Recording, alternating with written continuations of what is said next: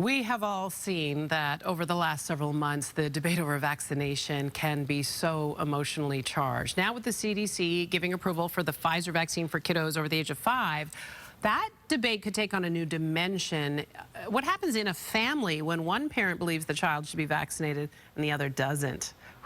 Tough one to navigate. We're getting some help this morning on how to have this difficult but timely and vital conversation. Dr. Michele Nealon is the president of the Chicago School of Professional Psychology. So glad you came in. Look, we know there's division in our country, right? We have seen that. And we've seen families divided at Thanksgiving because of right and left, blue and red. But this is kind of different. It's about our kiddos. This is fraught. This is fraught, Dr. Nealon.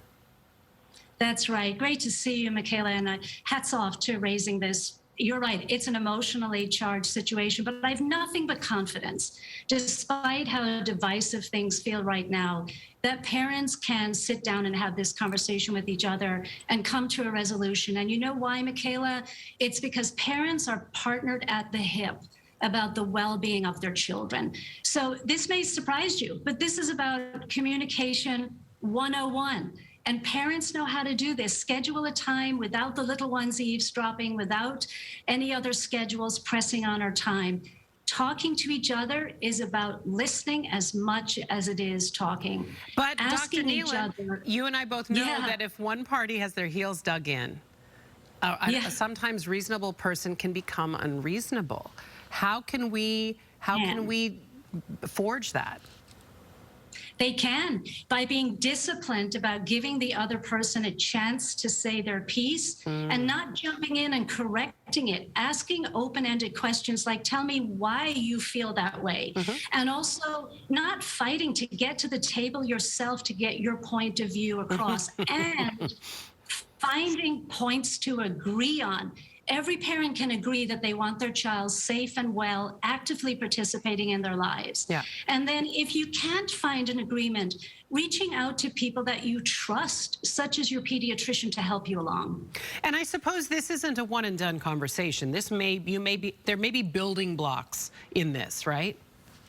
Yeah, there really are. And the first part is acknowledging we're coming to the table, fighting for our corner. That's the first building block. That's important. The second, it's really important because we do dig our heels in, Michele, right? Whether we're parents or not. And we're used to this. We've got to make a lot of critical decisions about our kids. But the next building block is quickly to say, why are we here? We are here for the health of our children. We have to find a solution and come up with one voice of what we're going to do.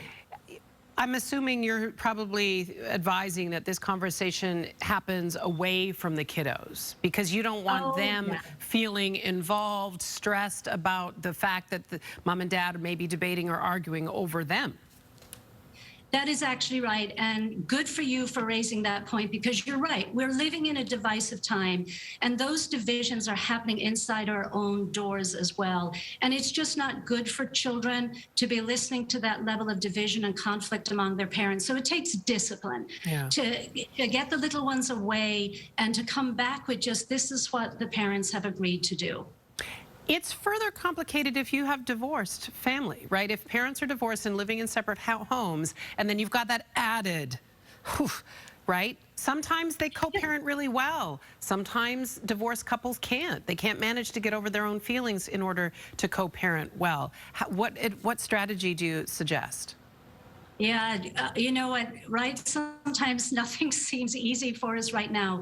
That's why, back to what I said, is parents, regardless of the circumstances under which they're parenting, they actually have to schedule a time to sit down and say, you know, we have to talk about this and we have to make a decision about this.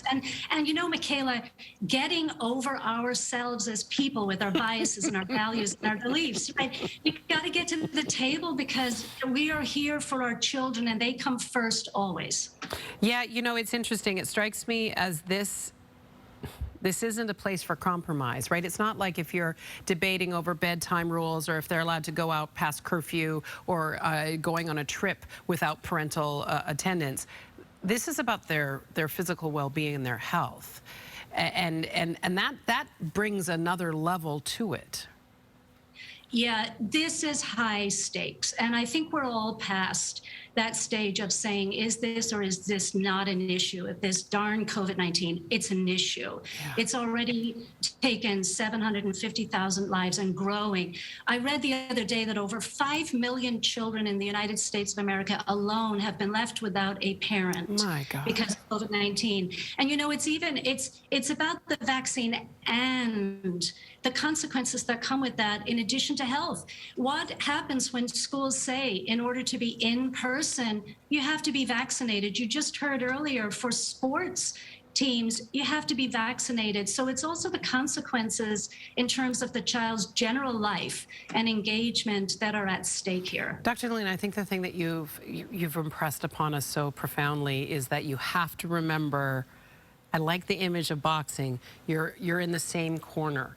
You are in the same corner, even though you might have difference of opinion. Start at that point of connection. Start at that point of connection. Dr. Michele Nealon is the president of the Chicago School of Professional Psychology. If you're not careful, doctor, I'm going to lean on you again. This was a terrific conversation and so helpful for us.